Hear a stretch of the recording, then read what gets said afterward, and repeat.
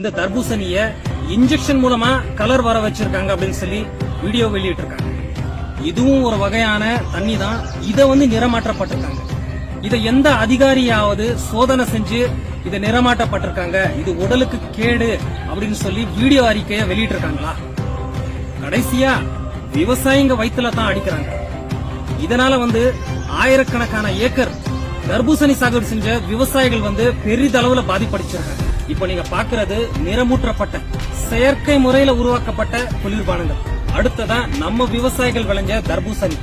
உணவுத்துறை பாதுகாப்பு அதிகாரிகள் தர்பூசணியை சோதனை செஞ்சு இன்ஜெக்ஷன் மூலமா தர்பூசணிக்கு கலர் கொடுக்கறாங்க. ரெட் கலரா மாறுறதுக்காக ஊசி மூலமா அவங்க கலரை நிறமாற்றப்படுறாங்க அப்படின்னு சொல்லியிருந்தாங்க.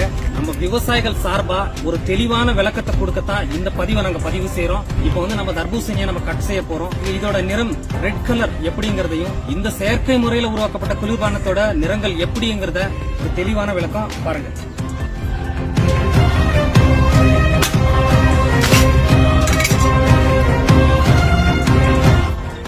இப்ப நம்ம விவசாயிகள் விளைஞ்ச தர்பூசணியோட இயற்கையான நிறத்தை நம்ம காட்ட போறோம்.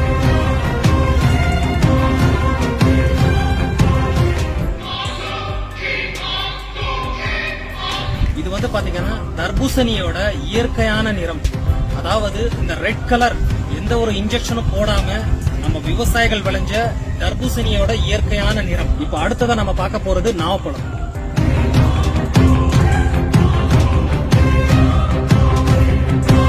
அதாவது பாத்தீங்கன்னா நாவப்பழத்தோட இயற்கையான நிறம்.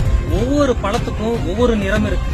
இப்ப அடுத்ததா நம்ம பார்க்க போறது செயற்கை முறையில உருவாக்கப்பட்ட குளிர்பானங்கள். செயற்கை முறையில நிறமூட்டப்பட்ட குளிர்பானங்கள். இத பாருங்க.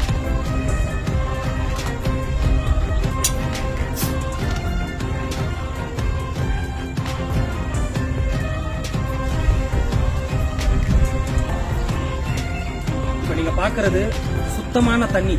இயற்கையாவே தண்ணிக்கு நிறம் கிடையாது. இது செயற்கை முறையில நிறமூற்றப்பட்ட குளிர்பானம். இயற்கையாவே தண்ணிக்கு நிறம் கிடையாது. இதுவும் ஒரு வகையான தண்ணி தான். அப்போ இதுக்கு மட்டும் நிறம் எப்படி வந்தது? இத எந்த ஒரு அதிகாரியாவது சோதனை செஞ்சு இந்த குளிர்பானம் நிறமூற்றப்பட்ட செயற்கை முறையில நிறமூற்றப்பட்ட குளிர்பானம் உடலுக்கு கேடு அப்படின்னு சொல்லி யாராவது ஒரு அறிக்கையை கொடுத்திருக்காங்களா? விவசாயிங்க விளைஞ்ச தர்பூசணிய நிறமூற்றப்பட்டிருக்காங்க, நிறம் மாற்றப்பட்டிருக்காங்க அப்படின்னு சொல்லி வீடியோ அறிக்கையை வெளியிட்டிருக்காங்க. அதிகாரிகள் வெளியிட்ட வீடியோ பதிவால மக்கள் மத்தியில ஒரு குழப்பம். தர்பூசணி சாப்பிடலாமா வேண்டாமா அப்படின்னு சொல்லி. இதனாலேயே தர்பூசணியை வாங்க மக்கள் யாருமே முன் வரல. ஆயிரக்கணக்கான ஏக்கர் தர்பூசணி சாகுபடி செஞ்ச விவசாயிகள் இதனால பாதிப்படைஞ்சிருக்காங்க. இதுக்கு காரணம் மக்கள் தர்பூசணி வாங்கல. அதனால வியாபாரிகளும் விவசாயிகள் கிட்ட தர்பூசணியை எடுக்கல. பாதிக்கப்பட்டது என்னவோ கடைசியில விவசாயிகள் தான். அதிகாரிகள் தர்பூசணிக்கு நிறமாற்றப்பட்டிருக்காங்க அப்படின்னு சொல்லியிருந்தாங்க. பொதுவாகவே பாத்தீங்கன்னா தண்ணிக்கு எந்த ஒரு நிறமும் கிடையாது. சுத்தமான தண்ணி. இப்போ இதுவும் ஒரு வகையான தண்ணி தான். இப்போ இதுக்கு நிறம் மாற்றப்பட்டிருக்காங்க. இதை எந்த ஒரு அதிகாரியாவது சோதனை செஞ்சு இது உடலுக்கு கேடு அப்படின்னு சொல்லி அறிக்கைய வீடியோவை வெளியிட்டு இருக்காங்களா? கடைசியா அங்க சுத்தி இங்க சுத்தி பாத்தீங்கன்னா விவசாயிங்க வயிற்றுல தான் அடிக்கிறாங்க. தர்பூசணி விவசாயி கிட்ட இருந்து தோட்டத்துல அறுவடை செஞ்சு வர்றதுக்கு 4 நாள் 5 நாள் ஆகும். அதுக்கப்புறமா தர்பூசணி ஒரு ஊசியோ ஒரு குச்சியோ எடுத்து குத்துனா 3 நாள்ல அதுவாவே கெட்டுரும். இத விவசாயிகளோ வியாபாரிகளோ யாரும் செய்ய வாய்ப்பில்லை. அதனால ஏதோ ஒரு இடத்துல யாரோ ஒருத்தர் செஞ்ச தவறால இப்ப மொத்த பேரும் பாதிப்படைஞ்சிருக்காங்க. இதுல முழுக்க விவசாயிகள் பெரிதளவுல பாதிப்படைஞ்சிருக்காங்க. இப்போ தர்பூசணி 1 கிலோ 3 ரூபாய் 4 ரூபாய்க்கு எடுக்க ஆள் இல்ல விவசாயிங்க கிட்ட. உண்மைத்தன்மையை ஆராயாம அதிகாரிகள் வெளியிட்ட வீடியோவால விவசாயிகளோட வாழ்வாதாரம் பெரிதளவுல பாதிப்படைஞ்சிருக்கு.